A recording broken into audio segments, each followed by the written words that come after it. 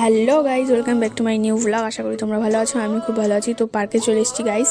তো দেখো এই পাশেরটায় দেখো কত বড় মাছ, আর এই পাশেরটাতে ছিল কচ্ছপ। আর কোন পার্কে এসেছি গাইজ বলবে কিন্তু কমেন্টে। আর এই পাশে দেখো ভাল্লুক মামাকে হাই করে দিলাম। যাই হোক, সামনের দিকে এগোতে লাগলাম। এই পাশে সবাই বসেছিল আর অনেকেই পিকনিক করতে এসছে এখানে দেখলাম। আর আমরা 4টে বান্ধবী ঘুরতে এসেছি। যাই হোক, চলো সামনের দিকে তোমাদের সব কিছুই শেয়ার করব।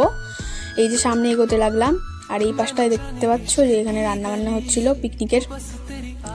আর পার্কটা খুবই বড় ছিল। যাই হোক, মোটামুটি লেগেছে আমার কাছে। আর এই গাছগুলো দেখো কি সুন্দর করে কাটিং করা। আর এই পুকুরটা দেখতে পাচ্ছ, ইয়া বড় একটা পুকুর। এই পুকুরের মধ্যে বড় বড় রুই আর কাতলা মাছ ঘুরে বেড়াচ্ছিল। এখান থেকে চলে আসলাম। এই যে বাঘমামাকে হাই করে দিলাম, হাই বাঘমামা। আর এই জায়গাটা দেখো কত সুন্দর জায়গা, কিন্তু ভীষণ ঠান্ডা। আর এই দেখো বিড়াল গাছে উঠে পড়েছে। কুকুর তাড়া করেছে বিড়ালকে, বিড়াল গাছে উঠে বসে আছে। কুকুর তো আর বিড়ালকে খুঁজে পাচ্ছে না।